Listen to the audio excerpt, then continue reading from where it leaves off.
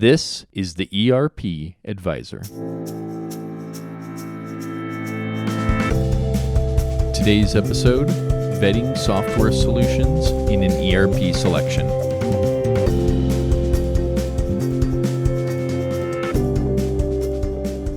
Sean Wendell is one of our speakers today. Sean is the founder and managing principal of ERP Advisors Group based in Denver, Colorado. Quentin DeWitt is our guest joining us today as well. Quentin is the consulting manager at ERP Advisors Group. On today's call, we will discuss the best ERP selection criteria and provide a sneak peek at our total certainty system for vetting enterprise software solutions. Welcome, Sean, Quentin. Thanks for being here with us. Yeah, of course. Appreciate it. So, well, if you're ready, we can just dive right in. Yeah, Are you good let's with go that? for it. Let's go for it. Yep, we're ready, right, Sean? We're good. We're going. Great. Good. Okay. Perfect. So, vetting software solutions in an ERP selection. Sean, can you give us an overview of how we evaluate which ERP app will be right for a particular organization? Yeah, for sure. I think along the way, we identified some best practices for ERP selection, and we looked at how do we codify that into a methodology. And so we have what we call our total certainty selection process, where the goal, the outcome is that our clients are absolutely certain. They have total certainty with not only the software that they've chosen, but also the implementation partner. And I still, to this day, I'm like, can I really do that? Like, Quentin gets the selection and working with, like, do we really do that? Like, how do you do that, right? Because there's hundreds and hundreds and hundreds, thousands of options for software. And then if you pick a product like a Microsoft product, there's hundreds and hundreds of vendors that implement it. So how can you be totally certain? Right. So fortunately, we've come about a way, we've developed a recipe, if you will, for how to get there. And it's pretty straightforward too. It sounds like, well, of course, this just works, but going through the process is a little bit more tedious. But the first thing we do is we help the client figure out what they really need.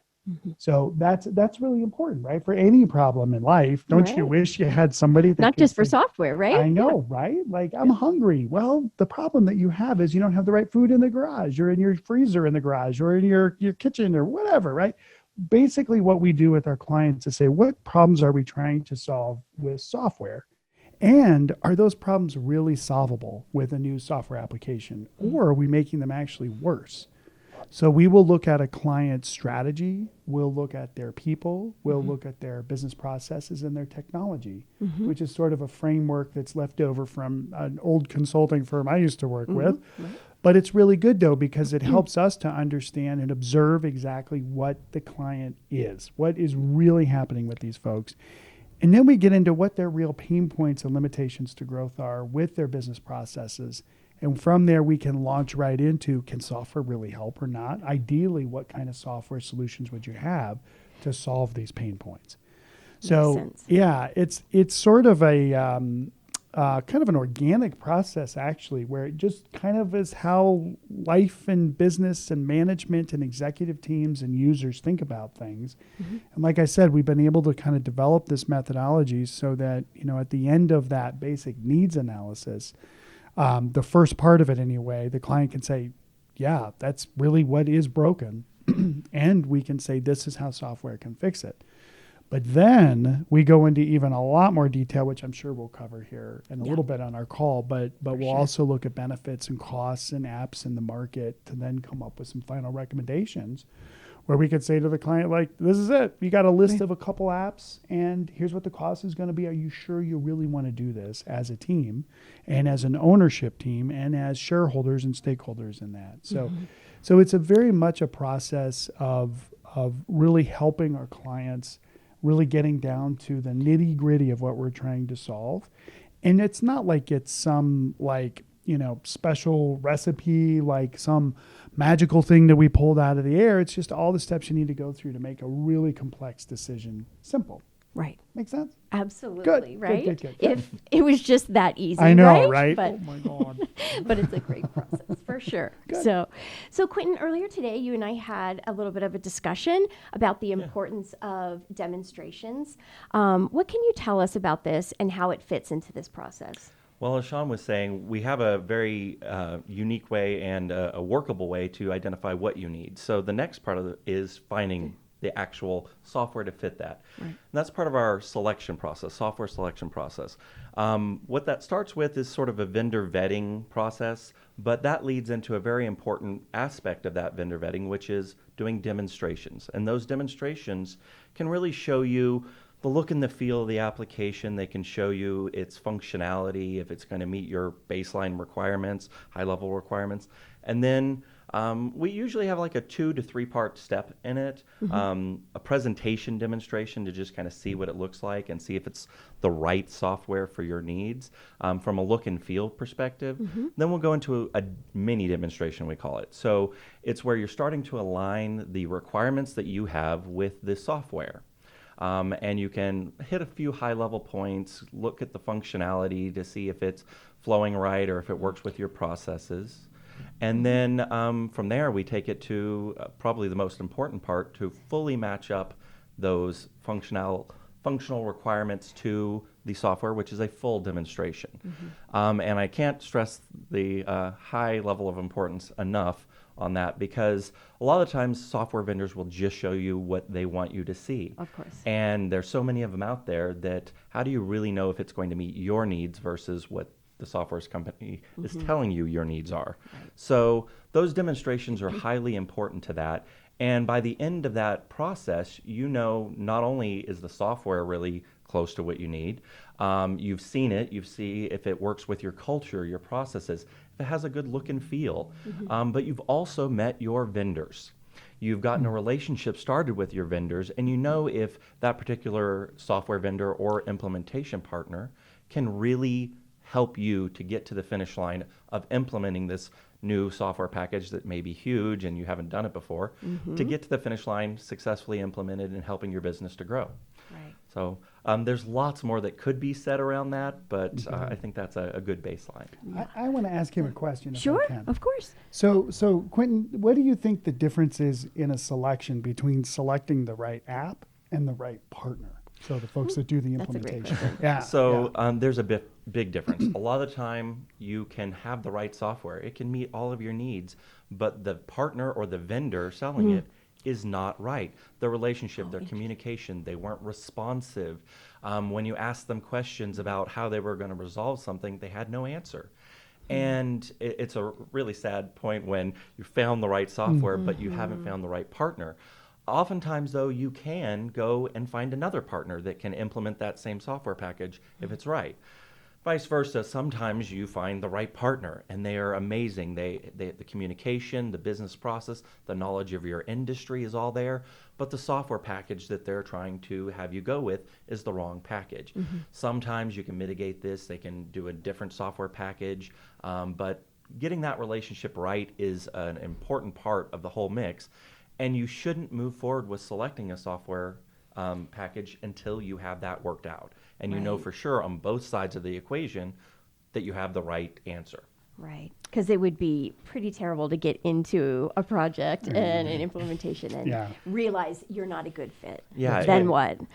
Sort of reminds us of maybe a marriage that would go that way. That's not a good thing. Let's stay away from that if we can. Absolutely. Not that any of us in the room would have any knowledge on that. Anyway. Oh my gosh. So none of this is without difficulties, as we know. Yeah. But Sean, what sort of problems can someone reasonably expect to encounter during an ERP selection?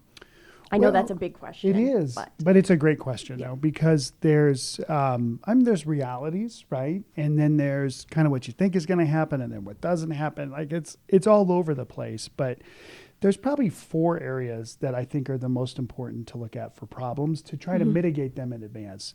The first one is just internal time, the people that are going to be required from a change management perspective. So you got to make sure that the people that are going to be using the new software have some say in what app gets selected. Okay. So that one in and of itself can just be very difficult. Not quite nightmarish, but it can be difficult because people are busy.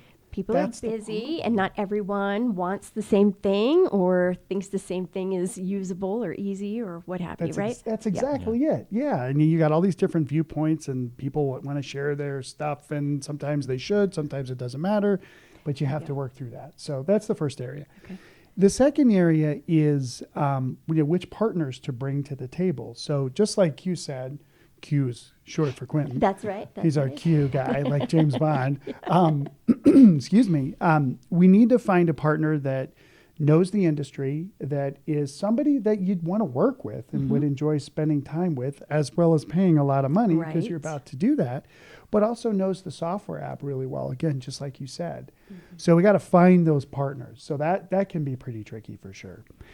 Then, I mean, it wouldn't be a good software selection discussion if we didn't bring up the magic of the sales demonstration. Right.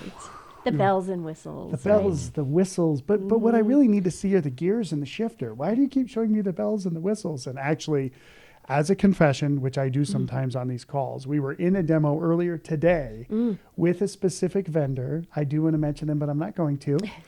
And it's a pretty good selection. It's for a good sized business and pretty complex software. And we gave the vendor a script to do the mini demo, like Quentin talked about, which is kind of a little bit high level, right? Right. But we were kind of watching the clock. That's kind of what we do. We help clients by just kind of being like the traffic cop or just making sure that the demo gets through what it needs to get through, right? And I'm watching this demonstration go. One of my guys was really running the meeting, but I'm like, we're not getting into the app. Oh, no. Like first there was PowerPoint.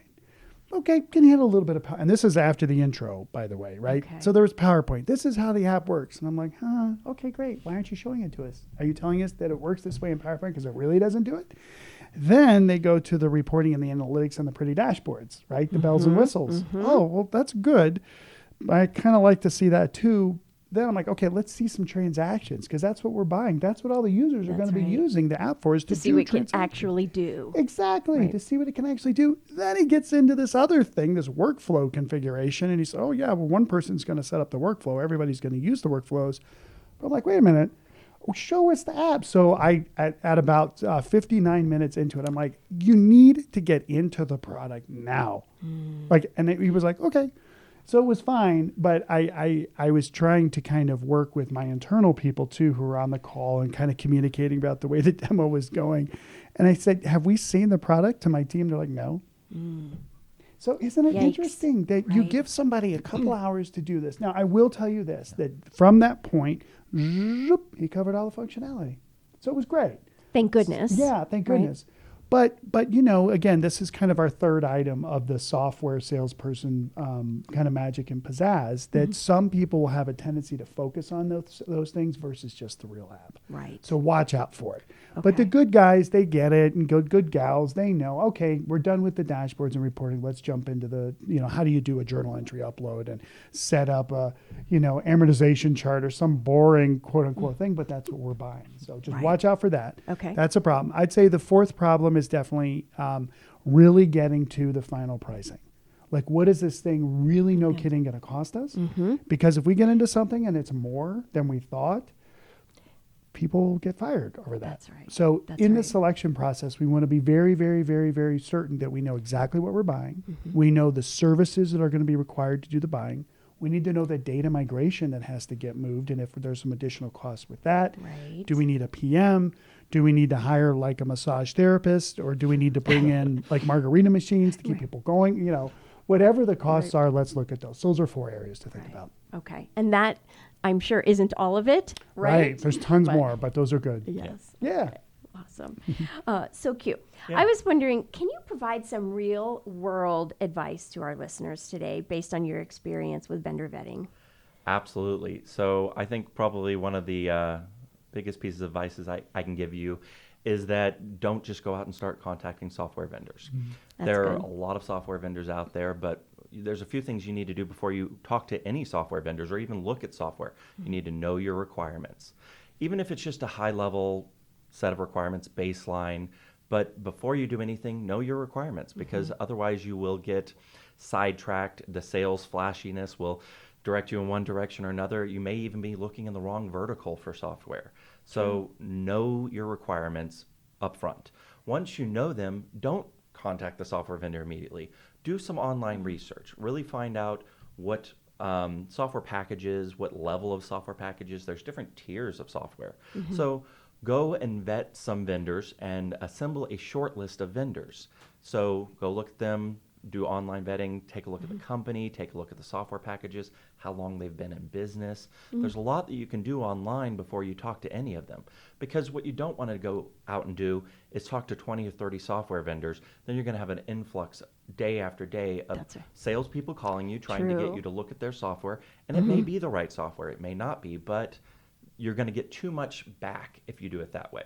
So if you know your requirements and then you pre-vet your vendors to kind of get your short list together, maybe 3, 4, 5 vendors, sometimes a little bit more, then you can reach out specifically to them and tell them what your requirements are and get feedback specifically around those requirements versus... Like an example of that. That's what I'm trying to think of. I'll give a sort of off side industry, the fire industry. It's not a typical finance or manufacturing or wholesale distribution. Fire industry is a great example.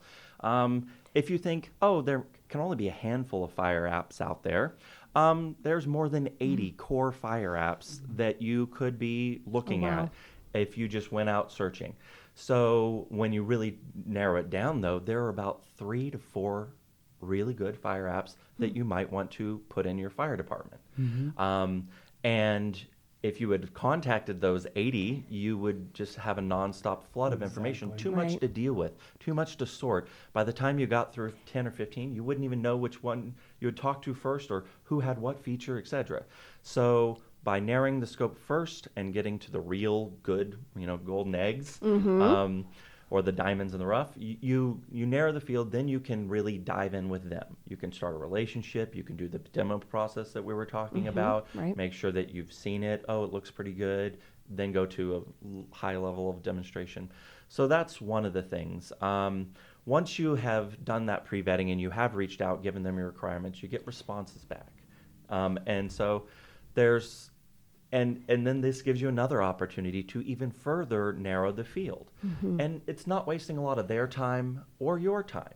So you can narrow the field down, you can have 2 or 3 vendors, and then you can take them into your real final selection round to pick the right one, because there's too much out there to do it any other way. That's right. And you'll fail to even select if you don't do it in a very organized fashion. So there's lots of other things that can be said about this. There's details that you can look at, like, is the company going to get bought by another company? Oh, smart. This is a sort of a jewel of what we do here, is really vetting the vendor, even to a certain degree more than the software, because in the business world, as you well know, companies buy other companies. They see something nice over there or their competitor, and they just want to buy them out, and that software is going to go away. So you need to know that they're going to be there for you down the road. Is this just, oh, for the next year I'm going to use this, or is this 5 years, 10 years? Right. So vetting the vendor is of the utmost importance, and there's a lot more that can be said around that. Yeah. I mean, because it sounds overwhelming, trying to just approach it high level, as you say. I mean, it's a lot of information out there, Absolutely. right? I mean, I think we've got a few minutes. I have to interject on something that's kind of funny. Again, I mean, if I look at I know you both very well, of course. I love you guys and working with you. It's been a lot of fun over the years. We do have some things in common. We have some things that aren't. But if we look at our relationships, right, we've been through good things and bad things, all of us together, right? Here's the thing. Okay. And it's kind of funny because a client or a prospect to us who doesn't laugh at this analogy is probably not a good client for us, honestly. Because we're kind of like real people and we get into it. Because if you look at a software selection process, like I think about what I did at some of the former consulting firms, super big projects and very serious and everything else. That's not us, right? We will always get to the right answer, but we're going to have fun and make sure we know everybody along the way. Right. So, right, and my wife is in the next room boy. too, right? If you don't see the similarity of what we're talking about with dating, then you're missing the whole point. Everything you can, what everybody should do who's hearing this, okay, is go back, just go back, literally right now, go back about 3 minutes and listen to what Quentin said and think about it from your own perspective of dating. Because it really is important. The thing about it though is that there are your vetting options. You're going to be kind of tied in, basically your job is dependent on the software going well. If you're there's the dependencies and the creation and the importance is at that level, if not higher sometimes, right? That's right. So That's right. it is really funny when you talk about kind of real world, scenarios of things that have happened where we've had clients say, this is the application I want to go with. And we're like, oh boy, that's the wrong one. Right. And now we have to show you like you would like your best buddy or your best gal, right? Like, oh my gosh, you're dating this guy and he's bad for you. But how do you get the person to see it? You go to facts. Right. That's why we always do a fact-based selection process with that total certainty process. Okay. It's like, this is it. So Quentin did a really good job with that public safety organization recently, came down to 2 vendors and you kind of had to say, okay, there's vendor A, vendor B. What's really going to happen with these guys long term? Like for real? Like how are they financially structured? Which one's taking private equity? Which one's still family owned? How long have they been family owned? For 30 years? Well, they're not really looking at growing and expanding necessarily, whereas these other guys are taking in a lot of money. There's going to be a liquidity event. Are they going to sell to somebody else? Well, you dig in deeper and deeper and deeper, and it turns out these folks are on an acquisition spree. They're probably going to buy the one that's owned by the family, because when you give the family a big check, they want to run the business and all that, but you put 25 million, 30 million, 40 million dollars or whatever in front of them, they're like, okay. So that was really good because we ended up going with the vendor in that scenario who was more financially backed and had a growth strategy, whereas the other one was more kind of harvesting and just doing what they were doing. So again, friends don't recommend bad dating partners, right? Goes back to the relationship. It It's like just you are does. making a relationship. That's right. And do you want a long-term partner? Right. Most likely, if you're selecting software, you want a long-term partner. That's right. exactly right. So think and one about it you that way. like. Yes. Yeah, because you're That's stuck with them. exactly right. And you Yes. might as well have fun with it and enjoy it. That's right. That's it. Good. Sean, you and your dating analogies. I The know. best. Exactly. The best. The best. So, okay. So with that said, I know we've covered a lot today. Is there one thing, Sean, that you would want our listeners to remember most today about vetting ERP solutions? I've been looking at that. There's actually kind of 2 different viewpoints that I'll take. The one is you're on your own to do it. So if you're on your own to do this, the one thing you have to keep in mind is you'll know who the right one is to do business with. If you're not sure, keep doing the selection. Keep doing your diligence. Find out what's different. Never, ever, ever will you ever have 2 vendors that do the exact same thing. It's sort that's of good like, to know. again, 2 people, super, super important. And I mean, we have had Intact NetSuite. We've had Microsoft Infor. We've had all these names of all these vendors in the market that we have taken down to the finalists, and you'd be just astonished when you really dig into the differences between all these vendors, like Quentin said, the companies, their software solutions, and the implementation partners, as well as cost, as well as fit with your organization and knowing your industry. Every single vendor is different. Right. So if you're like, oh, I could go with either one, you got to keep digging and find out what the differences are. If you're And on then your it'll own. become obvious. It's just obvious. Like it is literally like, boom, like the whole team's like, well, yeah, we got to go with those guys. Cool, let's go. Like you do it. Then you start the hard part, which is the implementation. Right. That's where the risk is. Right. But the other view I would say is people really need to understand that there is real help in the market for here. I mean, there's us, we like people that are fun and don't mind the relationship, metaphor. Some people are like, I'm too serious for that. Fine. Right. We're probably not the best firm for you, honestly.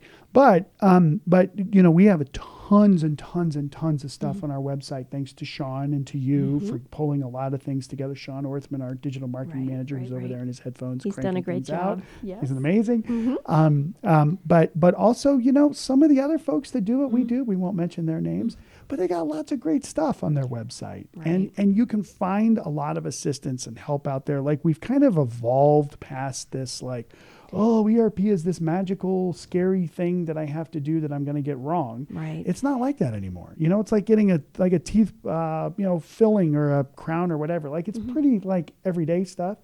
Companies are selecting, organizations are selecting the right software for them right now. That is happening. I mean, all of our customers do it. Mhm. As I look back, I'm like, who's going to yell at me after this?